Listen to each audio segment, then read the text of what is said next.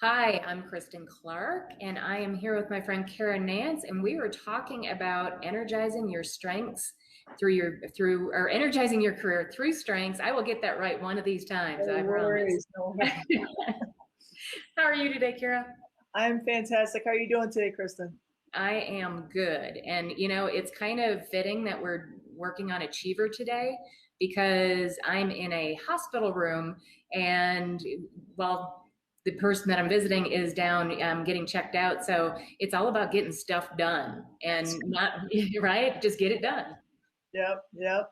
Fit it in where you can, right? That's right. So Achiever is number 12 for me. I know it's in your top five. It's number five, right? Number three, actually. Oh, three. Yeah. Okay. Okay, great. Well, let me do this. I'm going to give the real, true CliftonStrengths definition of achiever. It's people who are especially talented in the achiever theme, have a great deal of stamina, and work hard. They take great satisfaction from being busy and productive. So true. My life story, absolutely to a T. And so the visual light that I also like to offer is like a walking checklist. We always have a checklist either in our mind or often usually physically. Like if you go in my wallet, there's a post-it note right now with all these to-dos that whenever I'm back out into the world, that maybe I can knock off a couple of those. So it's just a constant state of being of a checklist. So. Well, an achiever is the number one strength that shows up in for everybody on CliftonStrengths, and the number one that shows up in your top five. So, a lot of people, this will probably resonate with them. So people high in achiever, I want to talk a little bit about how that shows up for you, Cara, in business.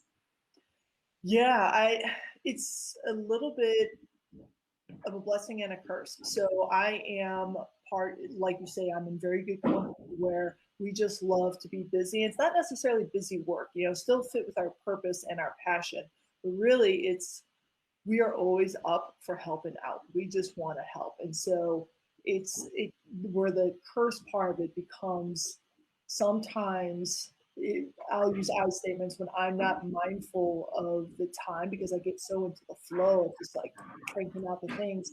I forget about, like having dinner with family at 7 o'clock and I look up and it's like 6:45, 6:55 and it's 5 minutes and my commute's half an hour, and now I'm in the dog. I'm like, oh no, I did it again. It's because I get so excited to just do the thing and keep checking off the list. Yeah. Well, and I'm glad you brought that up because, the theme is not only about being busy, but the other part is being productive. So you're right. It's not busy work. It's good work that is meaningful.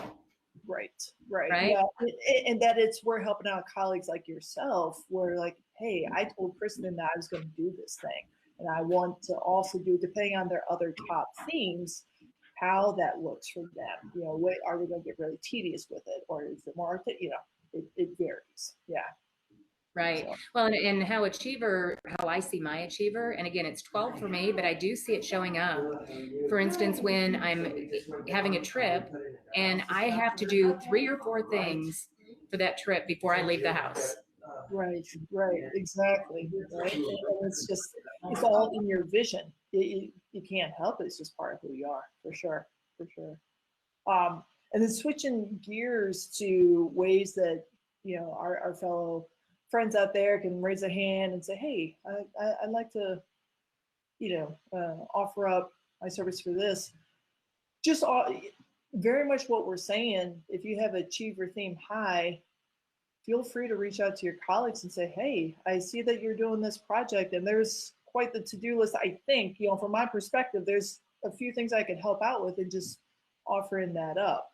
And when we were chatting a little bit before, Chris, I thought you had an interesting perspective about how we as achievers, we just love to offer help and how sometimes that can be internalized as maybe fellow colleagues feel bad that you're dumping stuff on us, and like that's not it at all. We get energized from it.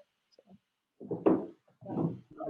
yeah. Right, and I'll tell you, so when I have people that work for me, and I've seen this come up for them, it's important for them to tell me what they got accomplished. Right. Yes. Right. Yeah. Right. We don't want to be seen as just off in the corner, y'all thinking that we're eating bonbons or something. Like, no, we are doing things and we want to offer up. Also, that uh, opportunity to continue to build trust and say, hey, we talked about I was going to do X, Y, and Z, and here is what has occurred, where it's going to go, that type of thing. So, yeah. And I also appreciate that those are great moments for us achiever friends, because sometimes, depending on how our other strengths show or our other themes show up, sometimes we could also get really lost in the details. So it's a nice opportunity to come up for air and say, hey, this is where I'm at, moving forward. What might be an even better strategy, and really bounce out, bring in those powerful partnerships to figure out best ways going forward. So. And I'm going to have you, Cara, finish up and tell people why we're doing this for them. Absolutely. Yeah. So really at the heart of it, we just want to make sure that everybody, as you progress through your career and finding your purpose, that you're doing from a place of confidence and true joy in what you're going, what you're bringing day in and day out. And as you really hone in on your strengths, you're then able to speak to those and say, hey, this is what I bring, and also this is what I need. So we're just excited to be on that journey with you. Absolutely. Awesome. Oh, and thanks a lot, everybody. And we'll see you next week when we're going to be talking about another one of your CliftonStrengths themes.